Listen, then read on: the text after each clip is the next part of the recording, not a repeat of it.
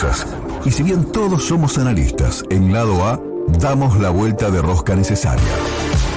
Gustavo Silnik plantea la coyuntura desde la sociología, la comunicación y el análisis del discurso del lado correcto, para que saques tus propias conclusiones. 11:42 está presentado Gustavo Silnik. Gus, ¿cómo estás? Buen día. Buen día, Luis. ¿Cómo andamos? Están todos? Muy bien. ¿Cómo Hola, está Buenos bien. Aires? Contame. Frío. Frío, Yo estoy acá. frío Sí, húmedo. Sí, sí. Frío porteño. Y Buenos Aires. Claro. Hola. Hola, Gus. Es frío porteño, ahí está, digo. ahí está. Ahí te recuperé. Sí, frío porteño, claro. Sí. Para ubicarnos. Se cortó. Bueno, vamos a intentar. Venía mal, ¿Viste? Tanto frío. Sí. Tanto frío que se cortó. Bueno, hay un ratito de última hora mientras esperamos Dale. a retomar. Jerárquicos de petróleo de Cuyo han paralizado los yacimientos de Mendoza. Papá. Bueno. Esto es fuerte. El Sindicato Personal Jerárquico y Profesionales del Petróleo, Gas Privado y Químicos de Cuyo lleva adelante un paro total de actividades en todos los yacimientos de YPF en Mendoza por graves incumplimientos de la empresa. Así lo informa Julián Matamala, que es el secretario general del sindicato. Explicó que ha demostrado una despreciable y repugnante actitud de incumplir los pagos acordados. Durísimo. Bueno, recuperamos a Gustavo Silnik. Tanto frío que se cortó, decíamos, Gus. Así es. Acá estoy de vuelta. Bueno, aquí estamos. Cuéntenos. Mira, estaba pensando que la agenda política y económica ha cambiado en realidad en estos días. Hemos pasado justamente desde lo político, la discusión de la ley bases, el pacto de mayo, que suponíamos que, decían algunos, esto resuelve todo, ahora se organiza, etcétera, a una agenda del frente financiero y cambiario que cada vez genera más intranquilidad. Y ahí se produce algo que es interesante de observar, que es el gobierno, aún en su debilidad política, parlamentaria, de gobernadores, de intendentes, etcétera, en lo político o en la disputa política es donde estaba más cómodo. Más cómodo porque tenía el discurso de la casta, el discurso de confrontativo con gobernadores, legisladores, figuras de la cultura, eso artistas populares, se ha ido diluyendo, ¿no? Con la aprobación en el Congreso y con la firma mayoritaria del Pacto de Mayo, ese argumento casi te diría que deja de funcionar, ¿no? Exactamente, ese terreno de juego donde se sentía más cómodo atacando, agraviando, confrontando, o en todo caso contrastando, si queremos ser menos, no chocar, digamos, sino describir, uno podría decir, en ese terreno de confrontar y contrastar, se sentía más cómodo. Y sin embargo, aprobado todo eso, toda esa legislación y todas esas iniciativas políticas que promovió el gobierno en relación al Pacto de Mayo, etcétera, se encuentra con el verdadero conflicto histórico y no resuelto de la Argentina, que es la restricción externa, la falta de dólares. Y entonces se dirige al terreno donde menos cómodo está. Porque ahora ya no se trata de puestas en escena, de iniciativas políticas comunicacionales, de trolls que cuestionan a alguien, sino que son el propio Fondo Monetario Internacional, los propios economistas liberales, desde Cavallo, Kachanowski, Broda, etcétera, los que están y que son partidarios incluso de la línea general de la reforma que propone el gobierno, quienes le dicen este rumbo no va. Y el que más duro se muestra finalmente con el gobierno es el mercado, que teme que si no hay un aumento de la reserva de dólares, el año que viene la palabra default aparece nuevamente en el horizonte político y económico. Entonces creo que esta semana se ha producido esa mutación de lo político, porque no hace tanto, parece que éramos chicos y hace muchos años, pero fue el martes pasado, 9 de julio, cuando hablábamos todos del Pacto de Mayo, etcétera, etcétera. Creo que ante este cambio, el gobierno se está mostrando desafinado, lo voy a decir así, desafinado o un frente que lo ha sorprendido. Si vos te fijás, las reacciones que ha tenido, una conferencia de prensa un viernes a la noche que no dio resultado, fallida. Fallida totalmente. A la semana siguiente, el ministro de Economía haciendo anuncios, también un sábado, el presidente haciendo anuncios el domingo desde Estados Unidos, y no en una comunicación oficial, sino en una entrevista con un canal amigo. O sea, está incómodo, está muy incómodo, y creo que lejos de transmitir calma, utiliza palabras como, creo que cuando Milei dice cero pánico, cuando en la Argentina se junta la palabra dólar o frente cambiario con la palabra pánico, en cualquier combinación que hagas es mala. Sí, desde lo comunicacional, desde lo discursivo, ¿no? Básicamente. Claro, sí. ¿Sabes lo que me llama la atención, Gustavo? Y me gustaría alguna línea tuya, alguna reflexión en esa dirección.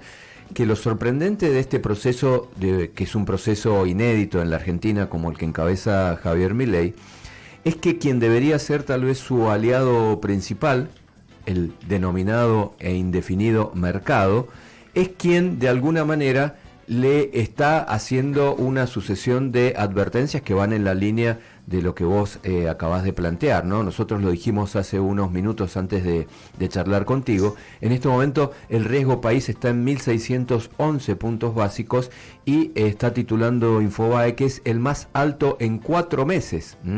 Mientras en paralelo sigue la baja de los dólares financieros, ¿no? Esto evidentemente el mercado, ese indefinido nominado mercado, no estaría en sintonía con el rumbo que el gobierno le está imprimiendo a su política económica. Sí, mira, yo creo que el mercado o los actores financieros, porque acá creo que eso es lo central, los actores financieros, más allá de los relatos y de las narrativas, miran la Excel. Claro, quieren cuestiones efectivas, ¿no? Exactamente, y en la Excel, y eso es lo que explica en gran medida el aumento del riesgo país, la Excel dice que en el año 25 la Argentina tiene muchos vencimientos y no está acumulando reservas para poder enfrentarlos. Y entonces el aumento del riesgo país lo que te está marcando es que los actores financieros internacionales, los tenedores de bonos, están pensando que es probable que la Argentina no tenga los dólares suficientes para pagar los vencimientos del año que viene. Y la pregunta es, ¿por qué no los tiene? Bueno, no los tiene porque hicieron esta operación que es, cada dólar que entra de producto de exportaciones los utilizan para venderlos para tratar de bajar el dólar, que es lo que está sucediendo. Están bajando los dólares financieros y el blue porque el gobierno cada dólar que tiene lo vende y entonces interviene en el mercado. Ahora, esto que es muy financiero, muy económico, tiene para mí varias lecturas. La primera es la que decís vos, los mercados no lo están apoyando en esta dirección porque le están diciendo hay que corregir el rumbo. O sea, coincidimos con vos en el horizonte de regulación, libre mercado, etcétera. Ideológico. Pero sí. Exactamente, en el rumbo, pero no estamos viendo que lo que estás haciendo sea sustentable, cosa que lo dijo, por ejemplo, el propio Domingo Cavallo en el mes de abril, hace ya 3 meses, que dijo, si no se corrige el rumbo y no se corrige la brecha ahora, en julio no van a liquidar los exportadores, van a tener los problemas de restricción externa, etc., que es lo que está sucediendo. Es lo que está pasando, exactamente.